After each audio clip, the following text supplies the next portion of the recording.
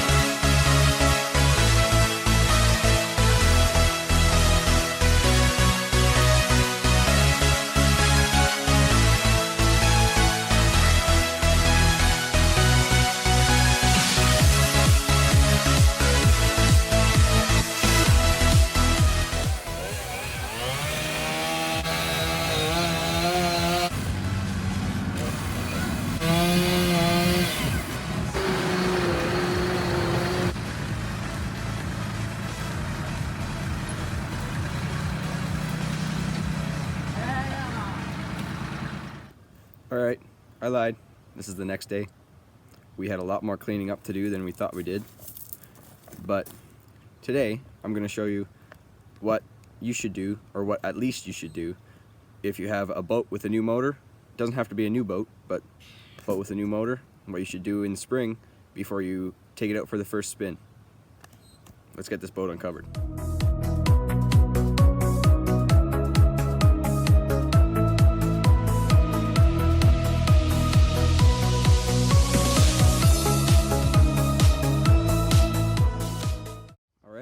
Got it uncovered.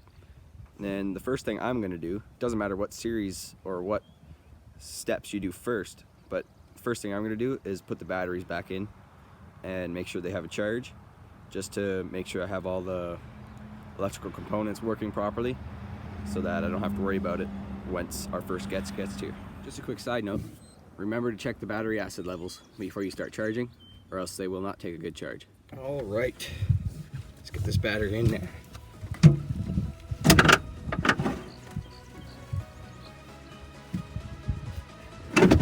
So I already went ahead and cleaned this battery.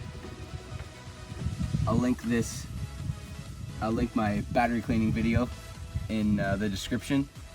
How to take a clean battery or a really corroded battery and how to clean it properly. Alright, now that the battery's in there, I'm going to take the terminals, or the terminal leads on the wires, and just wipe them up real quick. They got a little bit of gunk on them from sitting all the winter. And these are all your dashboard controls, if you will, like your live well switches and your lights, and this battery will power the main motor to start it. So these are your negatives, and this is your positive, but this is just for the things like the fish finder and the live well and the bilge pump. And these are for the big motor. So you gotta wipe those off too, because they're pretty gunky from sitting all winter. And then what I like to do when you get the wing nuts off is I like to put the smaller wire leads on the bottom, just so that the bigger wire leads hold the smaller ones down. Just in case there is any corrosion, they don't fall off. We got another black there, and another black. Oh, almost forgot. Gotta put some dielectric grease on there. Just helps with corrosion. Leave that open. We'll have to put a little more on once we get the wires on.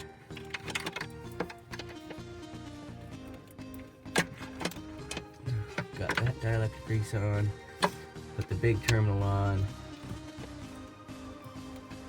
put a little more dielectric grease on the top, and then put the big wing nut back on. And now for the negatives.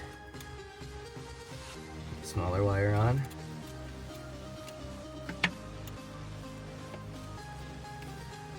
And then the bigger one. And then the biggest one. And then put the wing nut back on.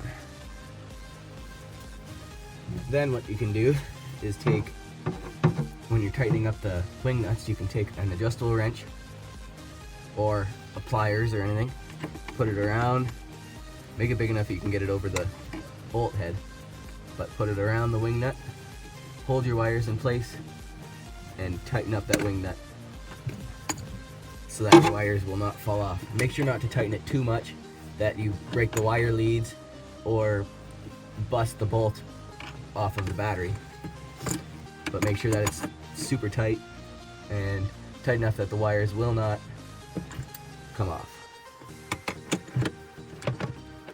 And that's tight. And that's tight. And that's it. That's all there is to putting the battery in. Now that you got the battery in, this is when you test all the controls.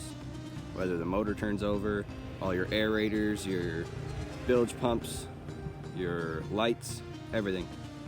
And you always do this before every trip you take, and especially before you put it in the water the first time, just to make sure that everything is ready to go, so you don't have to worry about it, so you don't have to take the boat out of the water again to fix it all. And in this case, everything works so far but the bilge pump, so now we gotta fix that.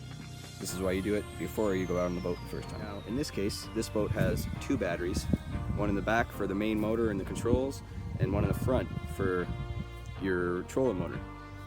So I'm gonna get that hooked up. This one has an onboard charger for the trolling motor battery, and so I just keep testing everything. That's why you do this every time before you go out on the boat.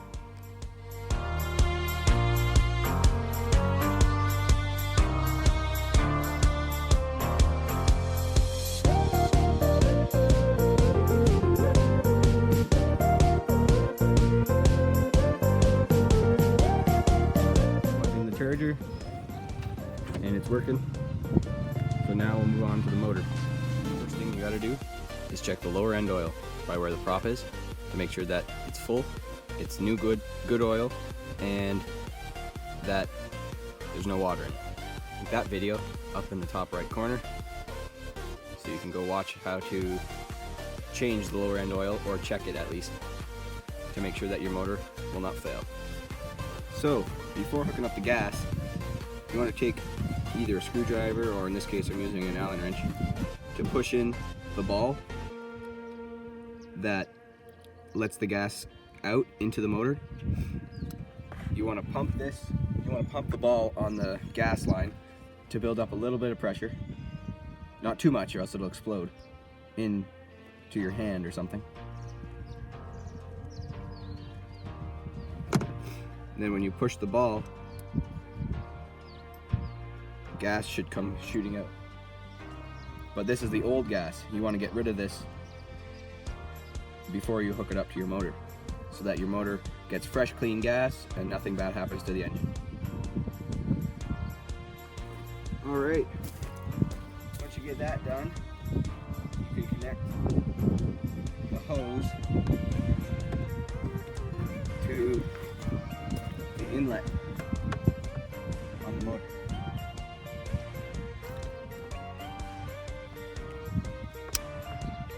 Make sure you hear that click, or else it might fall off.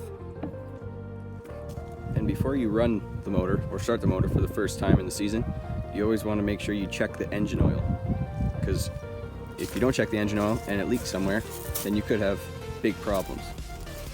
And before you start it, always make sure that there is a water source so that the motor doesn't overheat when it's running, either with one of these cool connectors that connects right to the hose, or put it in the lake.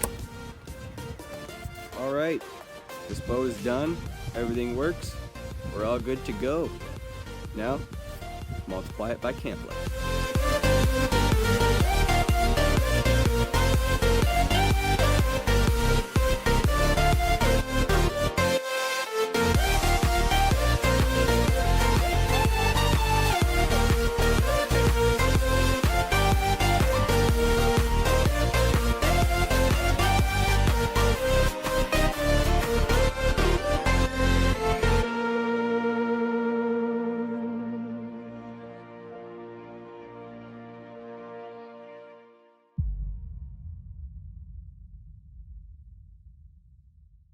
Hey guys, if you made it this far, thanks for watching. Really appreciate it. Please consider liking and subscribing, plus hitting that bell notification button so you get notified every time I post a new video, especially if you're new here. And I hope you enjoyed.